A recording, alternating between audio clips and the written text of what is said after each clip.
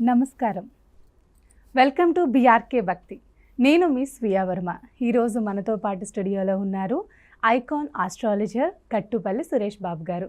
నమస్కారం గురువు గారు. జై శ్రీమన్నారాయణ. ఎలా ఉన్నారు గురువు గారు? బాగున్నానండి, మీరు ఎలా ఉన్నారు? బాగున్నాను గురువు గారు. గురువు గారు, నాన్ వెజ్ అసలు తినొచ్చా? నాన్ వెజ్ తిని పూజలు చేయొచ్చా? మన హిందూ సాంప్రదాయంలో నాన్ వెజ్ తినటం ధర్మమేనా?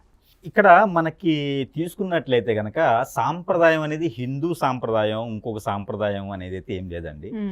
మానవులు వారికి నచ్చినటువంటి ఆహారాన్ని తినేటువంటి విధి విధానాలు అయితే వారి యొక్క అక్కడ ఉన్నటువంటి ప్రాంతీయ ఆచారం ఒకటి తీసుకోవాలి, వారి ఇంటి ఆచారం అనేది ఒకటి తీసుకోవాలి, కల్చర్ అనేది ఒకటి తీసుకోవాలి. వారి వారి విధానాన్ని బట్టి ఉంటుంది.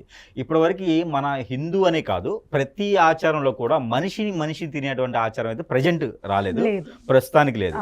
బతుకున్నటువంటి జంతువుని తింటున్నారు, కానీ రానున్నటువంటి కాలంలో మనుషుల్ని కూడా తినేటువంటి పద్ధతి రావచ్చు. అందుకని మనిషితో జాగ్రత్తగా ఉండాలి. ఫ్రెండ్షిప్ చేయకూడదు, మనది ఎవరికి చెప్పకూడదు. పర్సనల్స్ కిడ్నాప్ చేసేస్తారు, తీసుకెళ్ళిపోయి తినేస్తారు. అందుకని ఎక్కడ ఎవరికి కూడా ఏం చెప్పకుండా మనంగా ఉండాలి. ఎవరికి ఫ్రెండ్షిప్ చేయకూడదు, అందరికీ దూరంగా ఉండాలి. మీకంటూ ఒక పేజ్ పెట్టుకోవాలి, ఎవరికి ఎక్స్ప్లెయిన్ చేయకూడదు. దాని ద్వారా మనకి చాలా ప్రమాదకరం. తినేస్తారు, మనుషులను తినేవాళ్ళు చాలామంది ఉన్నారు. నాన్ వెజ్ తిన వెంటనే పూజలు చేయొచ్చా గురువు గారు? అయితే ముందు ముఖ్యంగా అక్కడ ఉన్నటువంటి ప్రాంతీయ ఆచార ప్రకారంగా కొన్ని ప్రాంతాల్లో అయితే ఖచ్చితంగా తినేస్తారు. ఇక్కడ చూసుకున్నట్టయితే కనుక మనకి హర్యానా రాష్ట్రం ఉంది. హర్యానా రాష్ట్రంలో అక్కడ ఫిష్ తింటారు. అక్కడ పూజలు చేసేటువంటి ఆలయాల్లో పూజలు చేసేటువంటి వారు కూడా ఫిష్ని తింటారు. మన రాష్ట్రంలోకి వచ్చేటప్పటికి, మన తెలుగు రాష్ట్రాల్లో వచ్చేటప్పటికి ఫిష్ కాదు కదా, ఏమి టచ్ కూడా చేయరు. అంటే ఇక్కడ రాష్ట్ర కల్చర్ అది. అక్కడ ప్రాంతీయ ఆచారం అనేది మన సనాతన ధర్మంలో లేదు. మన సనాతన ధర్మం వేరు, ప్రాంతీయ ఆచారం వేరు. అక్కడ ప్రాంతీయ ఆచారం తీసుకున్నట్లయితే కనుక వారి విధానాలు వేరే ఉంటాయి. ఒక్కో దగ్గర నాన్ వెజ్ తిని కూడా పూజలు చేసేటువంటి విధానాలు ఉన్నాయి. కొన్ని అమ్మవార్లు కానీ గ్రామ దేవతలు ఉంటారు కదా. ఈ గ్రామ దేవతలకి ఏకంగా బలే ఇస్తారు కదా. అంటే తినమనే కదా అర్థం, తినే కదా పూజ చేస్తారు, అంతే కదా. అంటే గ్రామ దేవతలు ఏం చేస్తారంటే గ్రామాన్ని పరిరక్షించేటువంటి దేవతలు వారికి బలి ఇవ్వండి అని అడగరు, వీళ్ళు ఇస్తారు. మన వాళ్ళు చాలా ముఖ్యమైనటువంటి మేధావులు కాబట్టి, వీరు చాలా మంచి మనుషులు కాబట్టి అమ్మవారికి బలిచ్చేసి వీరు తింటారు. అమ్మవారికి బలిచ్చి వీరు తింటారు. వీరు తినేం చేస్తారంటే పూజలు చేస్తారు.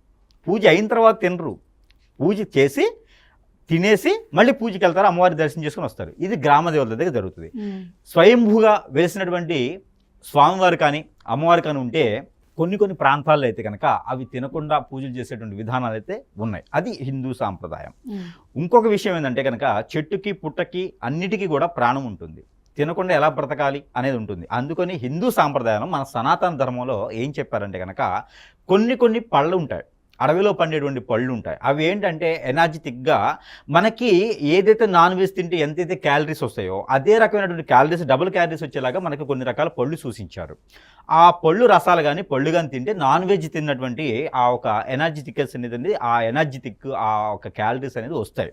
ఈ రోజులు ఏంటంటే అందరికీ కూడా తినే విధానం ఉంది కాబట్టి నాన్ వెజ్ అనేది తినవచ్చు, ఇబ్బంది అయితే ఏం లేదు. తిని దర్శనానికి వెళ్ళొచ్చు, తిని పూజలు అయితే చేయకూడదు. హోమాలు, యజ్ఞాలు, పూజలు ఇలాంటివి మాత్రం చేయకూడదు. దర్శనానికైతే మాత్రం వెళ్ళొచ్చు, దర్శనం చేసుకోవచ్చు, ప్రసాదాలు తినొచ్చు, దానికైతే పట్టింపు లేదు. ఏ రాష్ట్రమైనా ఏ దేవుని దగ్గరికైనా వెళ్ళొచ్చు, తినొచ్చు, అంతవరకు అయితే ఉంటుంది. అది ఏ సాంప్రదాయం అయినా సరే, ఏ మతస్థులైనా సరే నాన్ వెజ్ భుజించవచ్చు. ఈ రోజు ఉన్న పరిస్థితుల ప్రకారంగా నాన్ వెజ్ భుజించడం వల్ల ఇబ్బంది అయితే ఏం లేదు. యజ్ఞ యాగాదులు మాత్రమే చేయకూడదు. అవి ఏంటంటే అవి మంత్రోచ్చారణతో చేసాయి కాబట్టి అవి చేస్తున్నప్పుడు మధ్యలో ఒక్క పొల్లు పోయినా కూడా అది రివర్స్ అయిపోద్ది, తంత్రం అయిపోద్ది. మంత్రం కాస్త తంత్రం అయిపోద్ది. అది కావాల్సినటువంటి పని కాకుండా వేరే అవుతుంది అనమాట, ఉపద్రం అవుతుంది. అందుకని చెప్పేసి మంత్రాచ్చారణతో ఉంటుంది కాబట్టి అది భుజించడం ద్వారా లోపల అడగడానికి 24 hours పడుతుంది.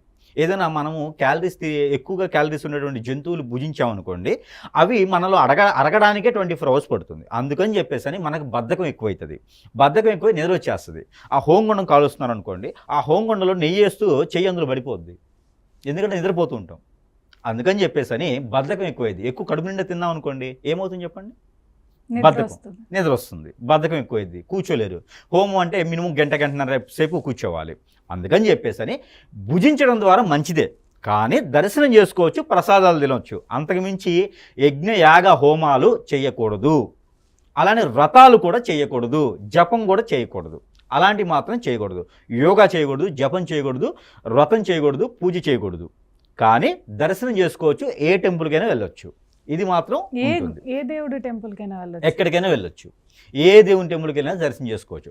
లేకుంటే వారి వారి ఆచార ప్రకారంగా వారికి ఏదైనా పద్ధతి ఉంటే అది పాటించుకోవచ్చు. లేకపోతే మామూలుగా సనాతన ధర్మం అయితే తినవచ్చని చెప్పింది, చేసుకోవచ్చు, ఇబ్బంది అయితే లేదని చెప్పింది.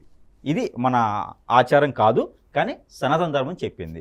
ఆచారం అనేది ఏంటంటే వారి ఇంటి ప్రకారంగా ఉంటుంది కాబట్టి దాని ప్రకారం వారు చేసుకోవచ్చు. ఇంక గురువు గారు తినమన్నారు కదా అని చెప్పేసి అని ఇక ప్రతిరోజు ఒక 4 కిలోలు చికెను, 2 కిలోలు మటను, ఫిష్ అవన్నీ తెచ్చుకొని తినేసి ఏదో హోమం చేసేద్దాం అంటే అవ్వదు. అట్లాగా వారి వారి పద్ధతులు కూడా పాటించుకోవాలి. ఇది ప్రాంతీయ ఆచారం అయితే ఇలా నడుస్తుంది ప్రజెంట్.